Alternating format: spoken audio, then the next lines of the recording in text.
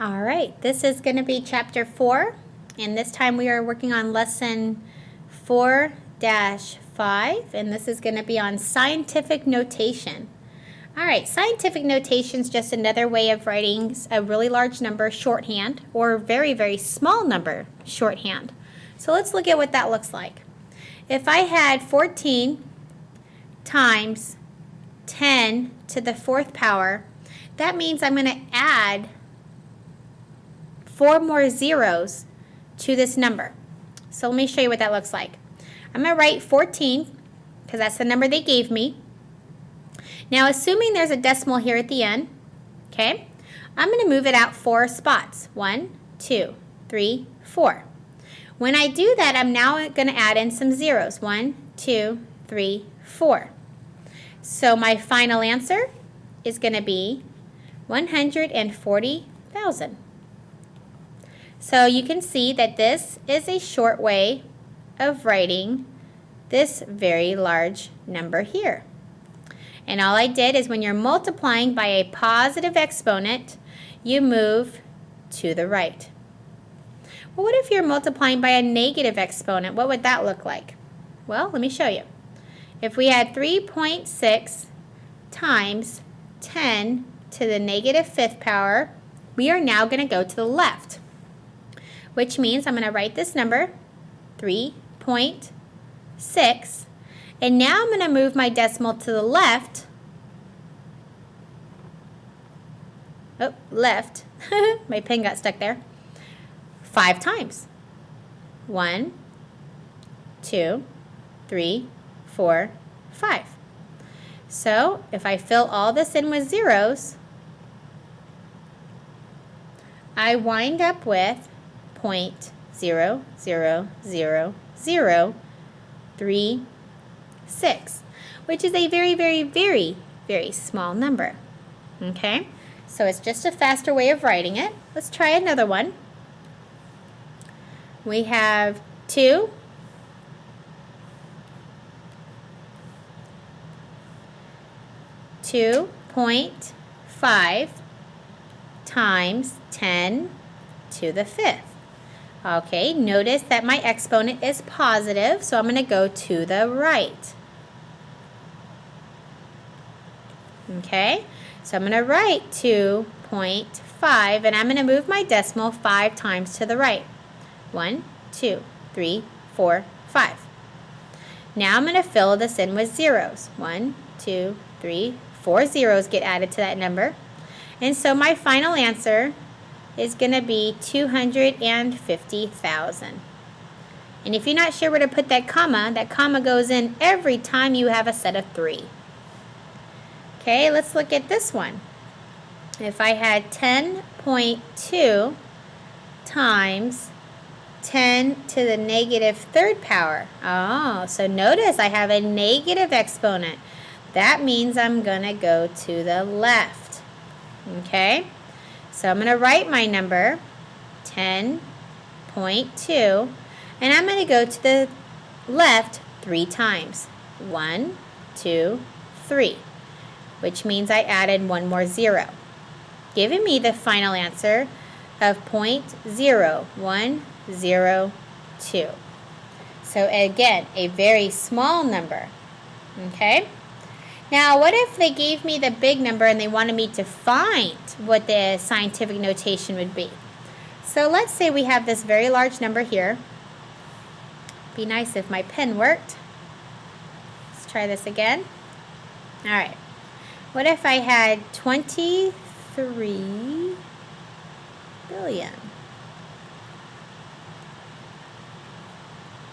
All right, so we are looking at this very large number right here. Okay, so what does that mean? It means you always want at least one number in front of the decimal. Okay, so that would be putting the decimal right about there.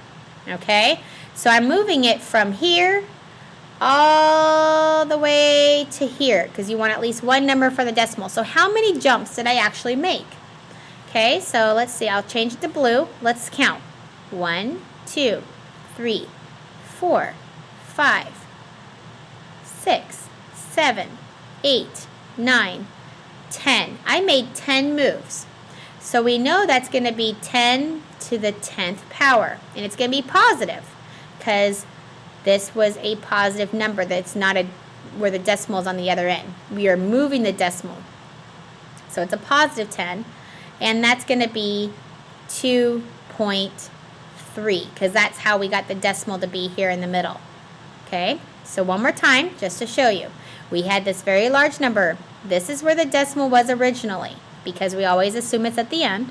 I wanted it to have one number in front of the decimal, which would put my new decimal right there, giving me the 2.3.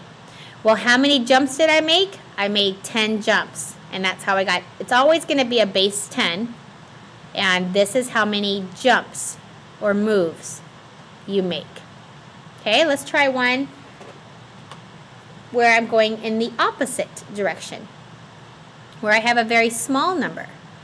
So I have 0, 0, 0, 8, 1, 1.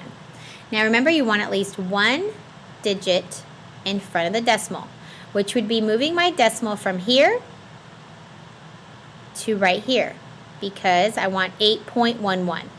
Okay, so I know I want 8.11 times 10 because that 10 always has to be there. But 10 to the what? That counts how many jumps I made. So let's count. So I went 1, 2, 3, 4. I made 4 jumps, so it's -4. So when you are dealing with a number that is already in decimal form, okay, then it's a negative move. If you remember back to our previous one, we had a number that was not in decimal form. We had to give it a decimal.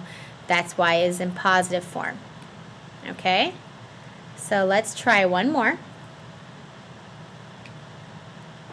All right, what if I had 4, 8, 0, 0, 0, 0, 0, 0, 0. Now you can imagine this is already a very large number. It's not in decimal form. It's a whole number. Okay? So my exponent is going to be positive. Okay, so we can always go ahead and just put times 10 because we know it's going to always be times 10. So if I move my decimal from here to here, I'm going to get 4.8. So I know that my first part of this is 4.8. Now to get my exponent, I just ask myself, how many jumps did I make?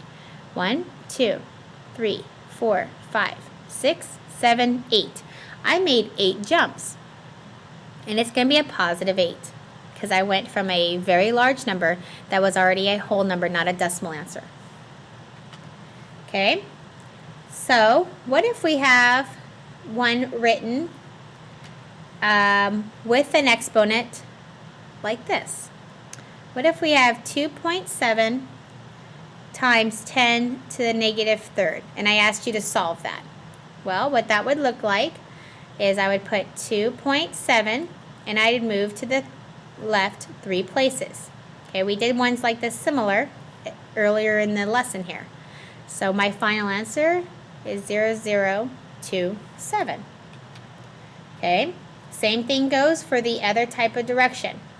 So hopefully this will help you on tonight's homework. Just a little recap. If you're going from a very large number, your exponent's going to be positive. If you're going from a decimal type answer, which would be this, your exponent's going to be negative. Okay, hopefully that helped you for 4-5.